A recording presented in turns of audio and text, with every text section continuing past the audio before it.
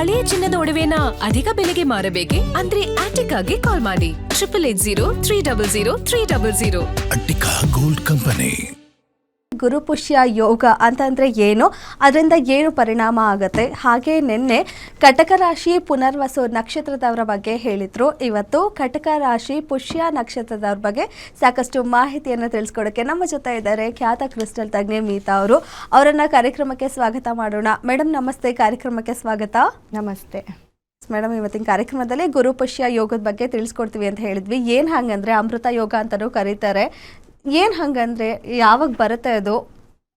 ನೋಡಿ, ಇವತ್ತು ಎಲ್ರೂ ಗುರುಪುಷ್ಯ ಯೋಗ ಇದೆ, ಇವತ್ತು ತುಂಬ ಒಳ್ಳೇದು ಅಂತ ಹೇಳ್ತಿದ್ದಾರೆ. ಬಟ್ ಅದಕ್ಕೆ ಏನು ಅರ್ಥ, ಯಾಕೆ ಒಳ್ಳೇದಾಗತ್ತೆ ಅನ್ನೋದನ್ನ ತಿಳ್ಕೊಬೇಕು.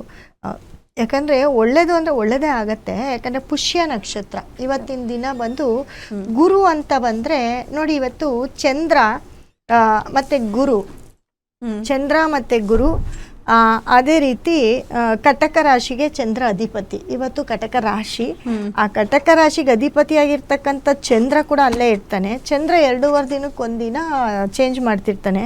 ಬಟ್ ಶುಕ್ರ ಕೂಡ ಕಟಕ ರಾಶಿಯಲ್ಲೇ ಇದ್ದಾನೆ. ಶುಕ್ರ ತಿಂಗಳಿಗೆ ಒಂದೊಂದ್ಸತಿ ರಾಶಿ ಚೇಂಜ್ ಮಾಡ್ತಿರ್ತಾನೆ. ಆದರೆ ಗುರು ಇದಾರಲ್ಲ, ಅವರು ಒಂದು ರಾಶಿಗೆ ಬಂದಾಗ 1.5 ವರ್ಷ ಒಂದು ರಾಶಿಯಲ್ಲಿ ಇರ್ತಾರೆ. ಸೊ ಈ 3 ಜನ ಬಂದು ಈ ಕಟಕ ರಾಶಿಯಲ್ಲಿ ಸೇರ್ತಾರಲ್ಲ, ಅದನ್ನ ಒಂದು, ಯಾಕಂದ್ರೆ ಕಟಕ ರಾಶಿ ಅಂತ ಬಂದಾಗ ಚಂದ್ರ, ಶುಕ್ರ, ಗುರು ಸೇರ್ತಕ್ಕಂಥ ದಿನ ಇವತ್ತು. ಅದು ನಿನ್ನೆಯಿಂದಲೂ ಕೂಡ ಇದ್ದಾರೆ. ಅದೇ ಕಟಕ ರಾಶಿ ಅಂತ ಬಂದಾಗ ಪುಷ್ಯ ನಕ್ಷತ್ರ ಅಂತಂದ್ರೆ ಶನಿ ನಕ್ಷತ್ರ. ಸೊ ಪುಷ್ಯ ನಕ್ಷತ್ರ ಕಟಕ ರಾಶಿಯಲ್ಲೇ ಪುಷ್ಯ ನಕ್ಷತ್ರನೂ ಬರುತ್ತೆ. ಪುಷ್ಯ ನಕ್ಷತ್ರದವರೆಲ್ಲ 4 ಪಾದಗಳು ಕಟಕ ರಾಶಿಯಲ್ಲಿ ಬರುತ್ತೆ.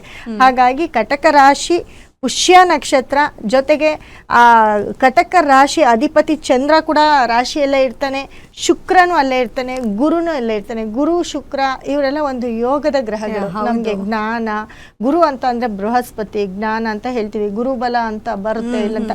ಹಾಗೆ ಈ ಮಿರಾಕಲ್, ಈ 3 ಜನಗಳು ಇಲ್ಲೇ ಇದು. ಪುಷ್ಯ ಅಂತ ಅಂದ್ರೆ ಶನಿ, ಪುಷ್ಯ ನಕ್ಷತ್ರ. ಬಟ್ ಪುಷ್ಯ ನಕ್ಷತ್ರಕ್ಕೆ ಅಧಿದೇವತೆ ಬಂದು ಶನಿ ಆಗಿರ್ತಾರೆ. ಏನಾಗತ್ತೆ ಅಂತಂದ್ರೆ ನೋಡಿ, ಇದು ಹೇಳ್ತೀನಿ, ವೈದಿಕ ಶಾಸ್ತ್ರ ಅಂತ ಬಂದಾಗ ಜ್ಯೋತಿಷ್ಯಾಸ್ತ್ರದಲ್ಲಿ ಪುಷ್ಯ ನಕ್ಷತ್ರ ಅಂತಂದರೆ, ಪುಷ್ಯ ನಕ್ಷತ್ರ ಅಂದರೆ ಶನಿ ನಕ್ಷತ್ರ, ಅರೆ ತುಂಬ ಅತ್ಯಂತ ಮಂಗಳ ಅಂತ ಹೇಳ್ತೀವಿ, ತುಂಬ ಶ್ರೇಷ್ಠ ಶುಭ ಅಂತ ಎಲ್ಲ ಹೇಳ್ತೀವಿ. ಈ 27 ನಕ್ಷತ್ರಗಳಲ್ಲಿ 8ನೇ ನಕ್ಷತ್ರನೇ ಪುಷ್ಯ ನಕ್ಷತ್ರ. 27 ನಕ್ಷತ್ರ 8ನೇ ನಕ್ಷತ್ರ ಪುಷ್ಯ ನಕ್ಷತ್ರ ಆಗಿದ್ದು, ಪುಷ್ಯ ಅಂತಂದರೆ ಅರ್ಥ ಪೋಷಿಸೋದು ಅಂತ ಹೇಳ್ತೀವಿ. ಅಂದರೆ ಪೋಷಿಸೋದು, ಮತ್ತು ಬೆಳೆಯೋದು, ವೃದ್ಧಿ ಆಗ್ತಕ್ಕಂಥದ್ದು, ಮತ್ತು ಮುಂದೆ ಗ್ರೋತ್ ಆಗುವಂಥದ್ದು, ಕೆಲಸ, ಇದೆಲ್ಲವೂ ಕೂಡ ಪುಷ್ಯ ಅಂತ ಹೇಳ್ತೀವಿ. ಪುಷ್ಯ ಅಂದ್ರೇ ಮೀನಿಂಗ್ ಇದು. ಹಾಗಾಗಿ ಪುಷ್ಯ ಅಂತ ಅಂದ್ರೇ ಶನಿ, ಪುಷ್ಯ ನಕ್ಷತ್ರದ ಅಧಿಪತಿ ಶನಿ ಮತ್ತು ಗುರು. ನೋಡಿ, ಕರ್ಕಾಟಕ ರಾಶಿ, ನಕ್ಷತ್ರ ಬಂದು ಕರ್ಕಾಟಕ ರಾಶಿ, ಅದೇ ಅಧಿಪತಿ ಬಂದು ಶನಿ ಗ್ರಹ ಅಧಿಪತಿಯಾಗಿರ್ತಾನೆ. ಪುಷ್ಯ ನಕ್ಷತ್ರ ಅಧಿಪತಿ ಶನಿ ಗ್ರಹ. ಇಲ್ಲಿ ಇವತ್ತು ಶುಕ್ರ, ಚಂದ್ರ ಮತ್ತು ಗುರು ಕಟಕ ರಾಶಿಯಲ್ಲೇ ಇದ್ದು, ಅದರಲ್ಲಿ ಪುಷ್ಯ ನಕ್ಷತ್ರದವರು ಕೂಡ ಅದರಲ್ಲಿ ಇರೋದ್ರಿಂದ ಬಹಳ ಯೋಗದ ದಿನ ಅಂತ ಹೇಳ್ತೀವಿ. ಪುಷ್ಯ ಅಂತಂದರೆ ಹೇಳೋದ್ನಲ್ಲ ಶನಿ ಅಂತ, ಆ ನಕ್ಷತ್ರಕ್ಕೆ ಅಧಿದೇವತೆ ಅಂತ ಒಬ್ರು ಇರ್ತಾರಲ್ಲ, ಅವರು ಬಂದು ಬೃಹಸ್ಪತಿ, ಅವರು ಗುರು ಆಗಿರ್ತಾರೆ. ಸೊ ಇದು ಗುರು ಅಂತಂದರೆ ಜ್ಞಾನ, ಬುದ್ಧಿವಂತಿಕೆ ಮತ್ತು ದೈವಿಕ ಆಶೀರ್ವಾದ. ಇವಾಗ ದೈವ ಸಂಭೂತರು, ಇವ್ರಿಗೆಲ್ಲರಿಗೂ ನಾವು ಗುರುಗಳು ಅಂತ ಹೇಳ್ತೀವಿ. ಇವಾಗ ಗುರು ಅಂದಿದ ತಕ್ಷಣ ನಮಗೆ ಪಾಠ ಮಾಡೋ ಟೀಚರ್ನು ಕೂಡ ನಾವು ಗುರು ಅಂತ ನಮಸ್ಕಾರ ಮಾಡ್ಕೊಳ್ತೀವಿ, ರೆಸ್ಪೆಕ್ಟ್ ಕೊಡ್ತೀವಿ. ಏನಕ್ಕೆ ಅಂತಂದರೆ ಅವರಿಂದ ನಾವು ವಿದ್ಯೆಯನ್ನು ಪಡ್ಕೊಳ್ತೀವಿ, ಜ್ಞಾನವನ್ನು ಕೂಡ ಪಡ್ಕೊಳ್ತಾ ಹೋಗ್ತೀವಿ. ಹಾಗಾಗಿ ಗುರುವನ್ನು ಕೂಡ ಗುರು ಅಂತ ಹೇಳ್ತೀವಿ. ಅವ್ರು ಯಾವುದೇ ಆಗಿರಲಿ, ಇವಾಗ ಒಬ್ಬರು ಮನೆಗೆ ಒಬ್ಬೊಬ್ಬರು ದೈವ ಗುರುಗಳಿರ್ತಾರೆ. ನಮ್ಮ ಒಂದು ಇದಕ್ಕೆ, ನಮ್ಮ ಒಂದು ವಂಶಕ್ಕೆ ಒಬ್ಬರು ಗುರುಗಳಿರ್ತಾರೆ. ಹೀಗೆ ನಾವು ಗುರು ಆರಾಧನೆಯನ್ನು ಮಾಡ್ತಾ ಇರ್ತೀವಿ. ಮತ್ತು ದಕ್ಷಿಣಾಮೂರ್ತಿ, ನಮಗೆಲ್ಲ ವಿದ್ಯೆ ಬುದ್ಧಿ ತುಂಬ ಚೆನ್ನಾಗಿ ಬರಬೇಕು ಅಂತಂದರೆ ಗುರು ತುಂಬ ಚೆನ್ನಾಗಿರಬೇಕು ಅಂತ ಹೇಳ್ತೀವಿ. ನಾವು ಮದುವೆ ಮಾಡ್ಕೊಳ್ಬೇಕು ಅಂತಂದರೆ ನಮಗೆ ಗುರುಬಲ ಬರಬೇಕು ಅಂತ ಹೇಳ್ತೀವಿ. ಹಾಗಾಗಿ ಗುರು ಅಂತ ಅಂದ್ರೆ ಜ್ಞಾನ, ಬುದ್ಧಿವಂತಿಕೆ ಮತ್ತು ದೇವ್ರ ಥರ ಅಂತ ಹೇಳ್ತೀವಿ. ಸೊ ಈ ಗುರು ಮತ್ತು ಶನಿ ಅಂತ ಅಂದರೆ ಹೇಳದ್ನಲ್ಲ, ಪುಷ್ಯ ನಕ್ಷತ್ರಕ್ಕೆ ಶನಿ ಅಧಿದೇವತೆ, ಅದು ಯಾವತ್ತಿದ್ರೂ ಬೆಳೆಸೋ ಅಂಥದ್ದು, ನಮ್ಮನ್ನು ಪೋಷಿಸೋ ಅಂಥದ್ದು. ಹಾಗಾಗಿ ಈ ಗುರು ಮತ್ತು ಶನಿ, ಪುಷ್ಯ ನಕ್ಷತ್ರ ಶನಿ ಮತ್ತು ಚಂದ್ರ ಮತ್ತು ಶುಕ್ರ ಸೇರ್ತಕ್ಕಂಥ ದಿನ ಇದಾಗಿರುತ್ತೆ.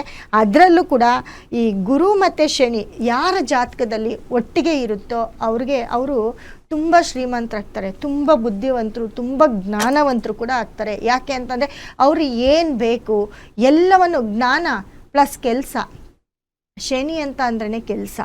ನಮಗೆ ಶನಿ ತುಂಬ ಚೆನ್ನಾಗಿದ್ರೆ 10ನೇ ಮನೆಯಲ್ಲಿ ನಮ್ಮ ಒಂದು ಕರ್ಮ ಧರ್ಮಾಧಿಪತಿ ಶನಿ ಅಂತ ನಾವು ಏನು ಹೇಳ್ತೀವಿ ಅಂತಂದರೆ, ನಾವೇನಾದರೂ ತಪ್ಪು ಮಾಡಿದ್ರೆ ಅಲ್ಲಿ ಚಾಟಿ ಏಟು ಕೊಟ್ಟು ನಮ್ಮನ್ನು ಬುದ್ಧಿ ಕಲಿಸೋನು ಶನಿನೇ ಆಗಿರ್ತಾನೆ. ಕರ್ಮಾಧಿಪತಿ ಅವನೇ ಆಗಿರ್ತಾನೆ, ಧರ್ಮಾಧಿಪತಿನೂ ಅವನೇ ಆಗಿರ್ತಾನೆ. ಬಟ್ ನಾವು ಹೇಳ್ತೀವಿ ಶನಿ ಅಂದರೆ ಭಯ ಬೀಳ್ತೀವಿ. ಏನಕ್ಕೆ ಅಂದರೆ ಆ ಟೈಮಲ್ಲಿ ಬುದ್ಧಿ ಕಲಿಸ್ತಾನೆ ಅವನು. ನಾವೇನಾದರೂ ಕೆಟ್ಟದ್ದು ಮಾಡ್ತಿದ್ರೆ ಸರಿ ದಾರಿಗೆ ತೊಗೊಬರೋಕ್ಕೇ ಅವನಿಗೆ 2.5 ವರ್ಷ ನಾವೇನು ಧರ್ಮಾಧಿಪತಿನ ನೋಡ್ಕೊಂಡು ಹೋಗ್ತೀವಿ. ಅದೇನೆ ನಾವೇನಾದರೂ ತುಂಬ ಕರ್ಮಗಳನ್ನ ಮಾಡಿದ್ರೆ ಅಲ್ಲಿ ನಮಗೆ ಆ ಧರ್ಮವನ್ನು ಹೇಳ್ಕೊಡ್ತಾನೆ. ಅದೇ ರೀತಿ ನಮ್ಮ ಕೆಲಸ ಕಾರ್ಯ ಅಂದರೆ ನಮ್ಮ ಕೆಲಸ ಕಾರ್ಯ ನಾವು ಮಾಡ್ತಕ್ಕಂಥದ್ದೇ ಕರ್ಮ ಅಂತ ಹೇಳ್ತೀವಿ. ಕರ್ಮಾಧಿಪತಿ ಅಂದರೆ ನಮ್ಮ ಕೆಲಸದ ಅಧಿಪತಿ ಅವನೇ ಆಗಿರ್ತಾನೆ. ನಮಗೆ ಒಳ್ಳೆ ಕೆಲಸ ಮಾಡ್ತಕ್ಕಂಥದ್ದು, ಅದರಲ್ಲಿ ವೃದ್ಧಿಸೋ ಅಂಥದ್ದು, ಇದೆಲ್ಲವೂ ಕೂಡ ಕರ್ಮಾಧಿಪತಿ ಅಂತ ಹೇಳ್ತೀವಿ. ಆ ಒಂದು ಶನಿ ಮತ್ತು ಗುರು ನಮ್ಮ ಜಾತಕದಲ್ಲಿ ಜ್ಞಾನ ಪ್ಲಸ್ ಬುದ್ಧಿವಂತಿಕೆ ಪ್ಲಸ್ ಕೆಲಸ ಇದಿದ್ದರೆ, ಶುಕ್ರನೂ ಜೊತೆಗಿದ್ದರೆ ಸೂಪರ್ ಸಕ್ಸಸ್ ಅವ್ರಿಗೆ. ಅವರು ಏನಂದರೆ ಅವರು ಬೆಳೀತಾನೆ ಅವ್ರಿಗೆಲ್ಲ ಐಡಿಯಾಸ್ ಬರುತ್ತೆ. ತುಂಬ ಬುದ್ಧಿವಂತರಾಗಿರ್ತಾರೆ, ತುಂಬ ಜ್ಞಾನವಂತರಾಗಿರ್ತಾರೆ. ಯಾವುದೇ ಕೆಲಸ ಕೊಟ್ಟರು ಆಗದೇ ಇದ್ರೂ ಕಷ್ಟಪಟ್ಟು ಅದನ್ನು ಮಾಡಿ ಒಂದು ಸ್ಟೇಜಲ್ಲಿ ಇರ್ತಾರೆ ಅಂತ ಹೇಳ್ಬೋದು. ಅವರು ಇನ್ನೆಂಥದ್ದೇ ಆಗಲಿ ಎಲ್ಲವನ್ನು ನ್ಯಾಯಬದ್ಧವಾಗಿ ಮಾಡ್ತಾರೆ ಅಂತ ಹೇಳ್ಬೋದು. ನೋಡಿ, ಇದೇ ಪುಷ್ಯ ನಕ್ಷತ್ರ ಅಂತ ಹೇಳಿದೆ. ಅವರಲ್ಲಿ ಏನಪ್ಪ ಅಂತಂದರೆ, ಈ ಪುಷ್ಯ ನಕ್ಷತ್ರದಲ್ಲಿ ಯಾರ್ಯಾರೆಲ್ಲ ಹುಟ್ಟಿರ್ತಾರೆ ಅವರು ನಿಮ್ಮ ಮನೆಗಳಲ್ಲಿದ್ದರೆ ನೋಡ್ಕೊಳ್ಳಿ. ಅವ್ರು ಯಾವಾಗಲೂ ಇನ್ನೊಬ್ಬರನ್ನ ಗ್ರೋತ್ ಮಾಡೋಕ್ಕೆ ಸ್ವಲ್ಪ ಹುಡುಕ್ತಾ ಇರ್ತಾರೆ. ಅವ್ರ ಜೊತೆ ಇರೋರೆಲ್ಲ ಬೆಳೀತಾ ಇರ್ತಾರೆ, ಅದಕ್ಕೆ ಸಪೋರ್ಟ್ ಮಾಡ್ತಿರ್ತಾರೆ. ಅವರಲ್ಲಿ ಇರ್ತಕ್ಕಂಥದ್ದನ್ನು ಹೇಳ್ಕೊಡ್ತಾ ಇರ್ತಾರೆ, ಆ ಜ್ಞಾನನ ಹಂಚ್ತಾ ಹೋಗ್ತಾರೆ.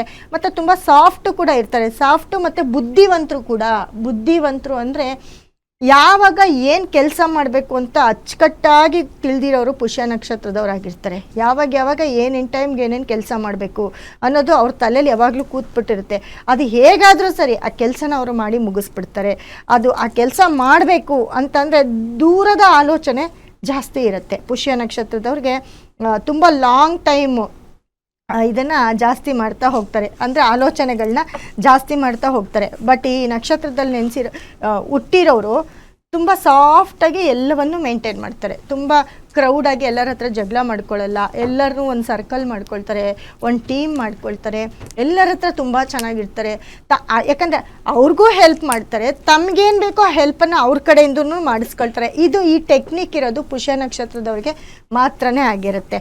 ಸೊ ಹೀಗಾಗಿ ಪುಷ್ಯ ನಕ್ಷತ್ರ ಅಂತ ಬಂದಾಗ ಶನಿ ಅಂತ ಹೇಳ್ತೀವಿ. ಪುಷ್ಯ ನಕ್ಷತ್ರ ಕಟಕ ರಾಶಿಯಲ್ಲೇ ಇರೋದ್ರಿಂದ ಇವತ್ತಿನ ದಿನ ಶುಕ್ರ ಮತ್ತು ಪುಷ್ಯ ನಕ್ಷತ್ರ ಕೂಡ ಇತ್ತು. ಪುಷ್ಯ ನಕ್ಷತ್ರ ಅದರಲ್ಲೂ ಶುಕ್ರ ಮತ್ತು ಚಂದ್ರ ಎಲ್ಲವೂ ಗುರು ಬರೋದು 1.5 ವರ್ಷ. ಮತ್ತೆ ಈ ರಾಶಿಗೆ ಬರಬೇಕು ಅಂತಂದರೆ ಇನ್ನೊಂದು 12 ವರ್ಷ ಆಗಬೇಕು. ಓಕೆ, 12 1.5 ವರ್ಷ ಒಂದೊಂದು ರಾಶಿಗೆ 12 ರಾಶಿಗಳಲ್ವಾ. ಹಾಗಾಗಿ ಈ ಟೈಮ್ಗೆ ಬರೋದ್ರಿಂದ ಕಟಕ ರಾಶಿಗೆ ಚಂದ್ರನ ಮನೆಗೆ, ಯಾಕಂದರೆ ಗುರು ಮತ್ತು ಚಂದ್ರ ಸೇರಿದ್ರೇ ಗಜಕೇಸರಿ ಯೋಗ ಅಂತ ಹೇಳ್ತೀವಿ.